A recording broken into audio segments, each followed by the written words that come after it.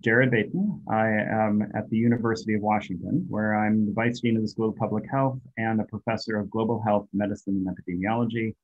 I've worked on HIV prevention trials globally for 20 years, particularly trying to find new options that prevent HIV in women, particularly in East and Southern Africa, and figure out how to deliver HIV prevention strategies in ways that are appealing and respond to clients' needs. Thank you. I'm going to be talking about how to infer HIV incidence using the incidence of other STIs. It's a pleasure to be able to give this talk as part of this fantastic HIV efficacy trial designs of the future webinar series. So just a bit of background, I'll talk about the rationale, the hypothesis we're working with, what supporting data there might be, challenges both now and looking forward, and then really to look forward about how HIV incidence could be inferred from what we know about STIs in populations. So let's start with the rationale. So the rationale, of course, is that PrEP options with creative strategies to prove efficacy remain sorely needed. It goes without saying that this is where we stand with PrEP for HIV prevention. We have daily oral and in some cases on-demand use of pills, but with growing information for other PrEP strategies. But what we really want is a full complement so that people can have options so they can make the choices that best respond to their needs. Because more PrEP options leads to better choices, will lead to more people with successful HIV protection. TDF FTC PrEP, the first strategy that proved efficacious for PrEP, was surprisingly efficacious when used well. And when adherent, appears to have HIV protection in excess of 90% for both women and men populations worldwide. On that basis, TDF FTC PrEP has become recommended and has become standard of prevention. This is the quote from the WHO and the guidelines from 2015, recommending it worldwide for HIV prevention, and it certainly is the standard of prevention now. So, of course, we get stuck with, we have gotten as a field sometimes stuck with the idea that placebo-controlled trials may now no longer be possible, many people have said, but at the same time, remembering what we said 2 slides ago, that there have to be PrEP options. And so we could be completely stymied and stuck, or we could move forward.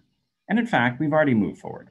TDF FTC has been used as a comparator for PrEP trials for new PrEP agents. And here are 2 examples: Discover, published earlier this year, reported a little bit ago, and then HP-1083 reported just this past middle of the year. For both testing a new PrEP agent, emtricitabine tenofovir alafenamide in the Discover trial and injectable cabotegravir in the HP-1083 study, both against daily oral emtricitabine TDF. It's important when comparing these studies side by side, just to note, since I put them on the same graphic, that the axis of HIV incidence is different between the 2 trials, and thus the HIV incidence, which looks about the same size in terms of box size, is actually about 3.5-fold higher for HP-1083 versus Discover. So in both of these trials, it's important to recognize that emtricitabine TDF was used as the comparator, but clearly, probably the pills were probably used somewhat differently or to a different degree in both trials. Both trials appeared to have that they had good adherence to FTC TDF, but probably Discover had what appears to be better, maybe very good or excellent adherence to emtricitabine TDF, while HP-1083 probably had good, better, certainly better than when the trial was planned, but certainly probably not as excellent as in the Discover study, given the 3.5-fold higher incidence. What neither study knows is what HIV incidence would have been in the absence of PrEP. Here, a bar that's even bigger than either of the 2 to the side. So it comes together then that the collective interpretation has been that these new PrEP agents clearly work. But how sure can we be that the trial simply did not enroll populations who had low anticipated HIV risk? And if the PrEP agents did work, exactly how well did they work? Well, we have inferential information for other things in prevention. In contraception, another preventative space, a range of products provides options and choices. And here's a graphic from CDC on the right showing a variety of options and choices. And these options and choices have a range of prevention effectiveness, which can be clearly discussed and weighed by clients, along with a number of other factors that help clients decide which is best for their prevention choices when considering their options. But in presenting these prevention choices, there is a range of how well these contraceptives work. Novel contraceptives are evaluated against an anticipated number of pregnancies that would be anticipated using a standardized calculation. And that calculation is called the Pearl Index. And I've did a screenshot of the original Pearl paper, which is from 1933. And I'll just call your attention to the first line. The word fertility has long been used as a technical term by biologists and medical men, but too often without a precise definition of the sense in which it was being used. It's good that times have changed. Nevertheless, this well-used counterfactual Pearl Index has allowed for estimation of the effectiveness of a contraceptive in the absence of any contraception, somewhat analogous to placebo. So let's talk about the hypothesis here for STIs. The hypothesis is that STI incidence could be a counterfactual surrogate for HIV incidence. Sexually transmitted infections have been linked to HIV since the earliest days of the epidemic. And I, on the right here, used a slide that CDC had generated many years ago, and you can see it's in the very oldest PowerPoint available, and showing that epidemiologic synergy resulting in increased bidirectional infectiousness and susceptibility.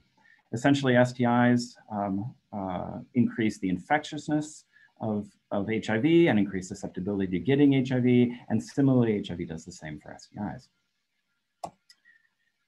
And having a sexually transmitted infection in the context of PrEP is obviously an indication for thinking about PrEP initiation. That is, persons who have STIs should be offered PrEP. And most importantly, STI rates are often high among persons who are taking PrEP, often with very little HIV, shown here on the left, very famous data from Kaiser Permanente in California from several years ago among some of the earliest PrEP adopters in the United States, suggesting ongoing sexual exposure in the absence of HIV infection, where STIs were high, but HIV was low. So in the context of good PrEP use, STIs remained high, and STIs had been high before for persons who were initiating PrEP. So STIs and HIV obviously share commonalities in transmission. Persons at risk for HIV are also at risk for STIs. PrEP, on that last slide, prevents HIV, but doesn't prevent STIs. Ergo, STI incidence could predict HIV incidence and could be used to construct a counterfactual HIV incidence in situations in which HIV incidence would expect it to be very low because of effective PrEP use. Taking that together, do we have data to support this? And there are some. There are data that suggest that gonorrhea and HIV incidence could be correlated, at least in the absence of PrEP. These are data published earlier this year from Mullick and Murray, suggesting where they compared previously published papers demonstrating and associated the incidence of rectal gonorrhea with the incidence of HIV among men who have sex with men from a variety of populations, finding a clear linear relationship and fairly tight one between the incidence of gonorrhea along the x-axis and the incidence of HIV along the y-axis. These data were from 8 publications, most from high-income settings, and those are shown here. With this graphic in mind, one could imagine that if the relationship between rectal gonorrhea incidence and HIV incidence were to hold in a PrEP-using population, one could then measure gonorrhea incidence like so, and then trace it backwards to estimate what HIV incidence should have been.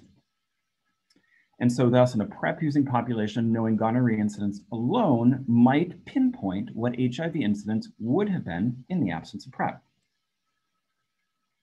Now, with that data in mind, what are some of the challenges? And I think the greatest challenge is that this STI-HIV incidence correlation may not hold up over time and may not hold up everywhere.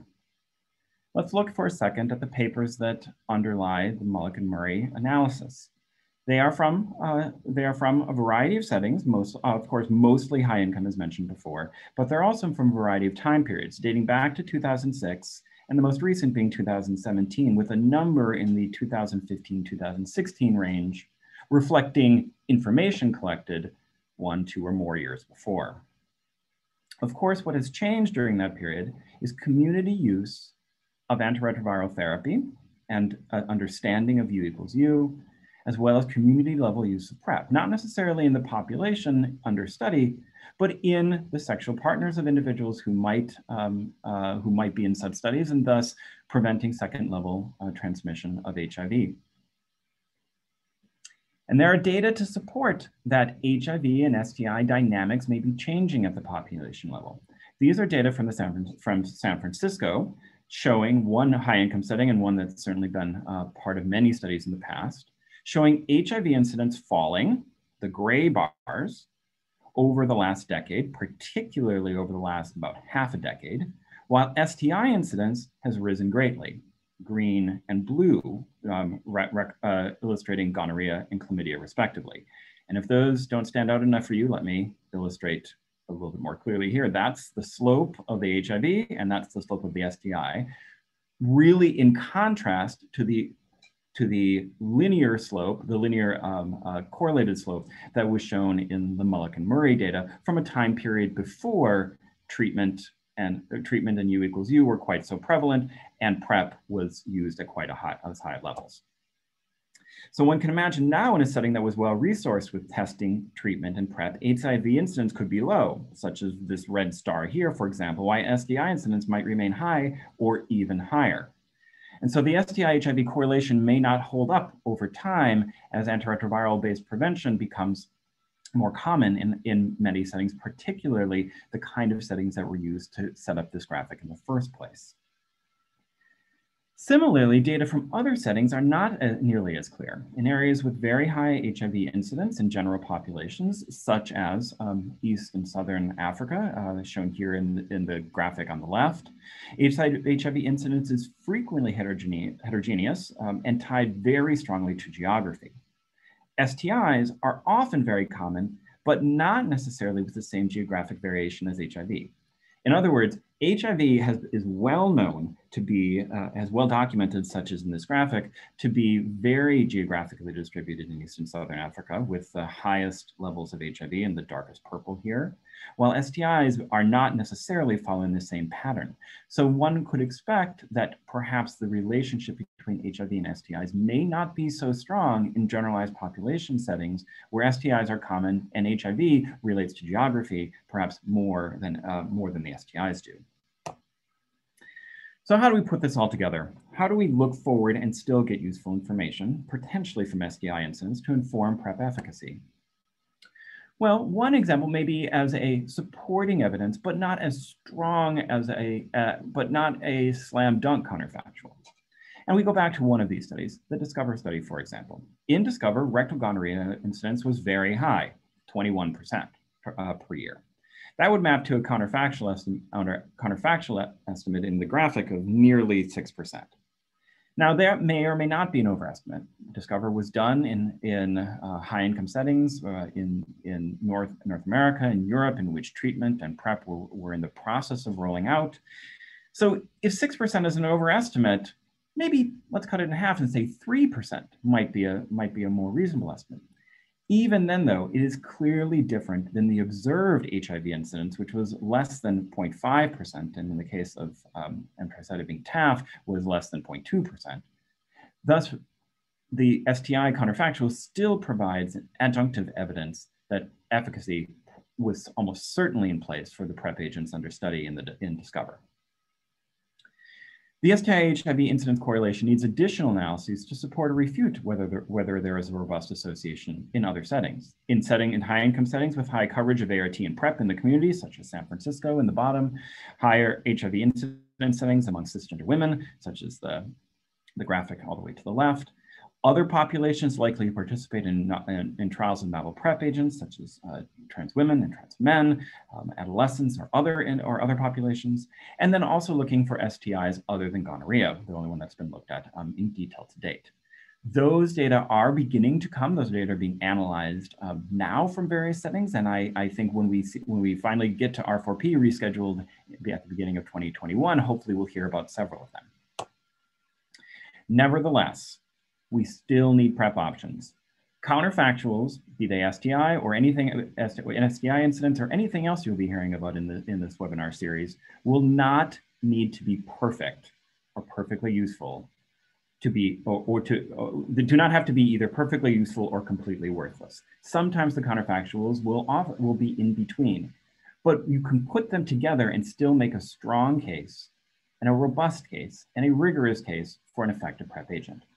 STI incidence in particular, as a predictor of HIV incidence, will be one of several counterfactual measures that could be used and triangulated to define whether and how well new PrEP agents work. And I'm very hopeful that this and other counterfactual strategies are in our short timeline to be able to define new PrEP efficacious agents for the future. Thank you.